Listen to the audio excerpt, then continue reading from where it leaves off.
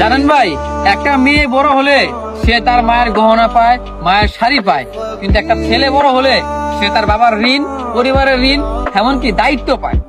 একটা ছেলে একটা মেয়ের জীবন কখনো এক হতে পারে না।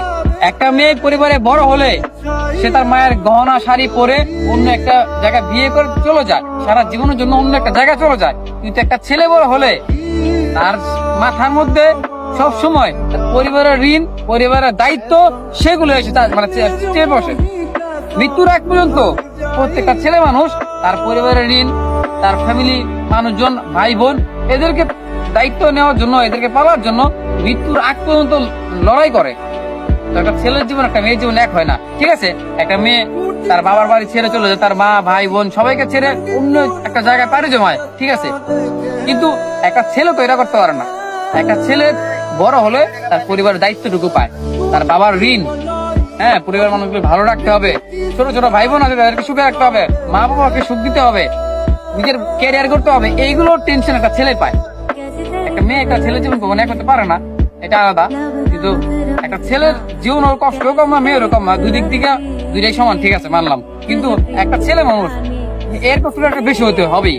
কেন হবে চিন্তা করেন, একটা মেয়ে যখন চলে যায় তখন সে অন্য কারো কাছে যায়, সেও একটা পুরুষ, সেও একটা ছেলে, ঠিক তেমনি ওই ছেলের কাছে এই মেয়েটা সারা জীবন থাকবে। একটা ছেলে যেমন বড় হয়েছে, সে তার বাবা মাকে দেখবে, ভাই বোনকে দেখবে, তার ছেলে মেয়ে দেখবে, তার বউকে দেখবে, এমনকি মৃত্যুর আগ পর্যন্ত সে লড়াই করবে এই মানুষগুলোকে ভালো রাখার জন্য, সারাটা জীবন সংগ্রাম করবে, জীবনের সাথে যুদ্ধ করবে। একটা মেয়ে তারা এটা করবে না। মেয়ে বড় হবে, তার মায়ের গহনা শাড়ি পেয়ে অন্য একটা ছেলের কাছে চলে যাবে, কিন্তু ওই ছেলেটাই এই মেয়েটাকে সারা জীবন আগলে রাখবে, সারা জীবন তার ছেলে মেয়েকে এবং তার এই মেয়েটাকে সারা জীবন রাখার জন্য, ভালো রাখার জন্য পরিশ্রম করবে, লড়াই করবে, বাস্তবতার সাথে লড়বে, নিজে খেয়ে না খেয়ে তাকে ভালো রাখার চেষ্টা করবে। এটাই একটা ছেলে মানুষের জীবন। এটাই একটা ছেলে মানুষ যখন 18 বছর পেরিয়ে যায় তখন তার কাঁধে আস্তে আস্তে সবকিছু দায়িত্ব এসে পড়ে। সে না চাইলেও পরিস্থিতির শিকার হয়ে সবকিছু বুঝে যায়।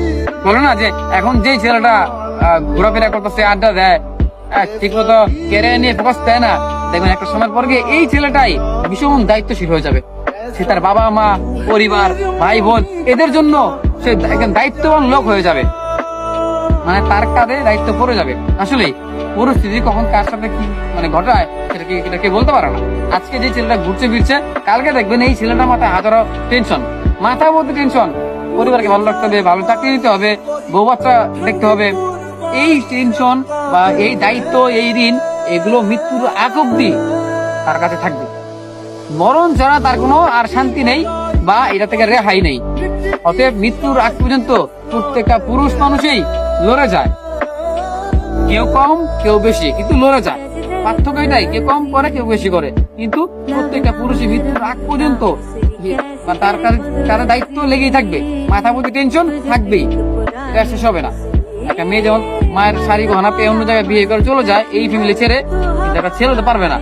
কারণ একটা ছেলে বিয়ে করলেও অন্য জায়গার একটা মেয়ে তার পাশে নিয়ে আসবে, আর তার সাথে তার মা বাবা আছে এখানে, তার ভাই বোন আছে এখানে, এগুলোকে দেখবে, তার বউকে দেখবে, তার সন্তানকে দেখবে, তাদের অবশ্যই চিন্তা করবে। অতএব ছেলের দায়িত্ব কখনো শেষ হবে না।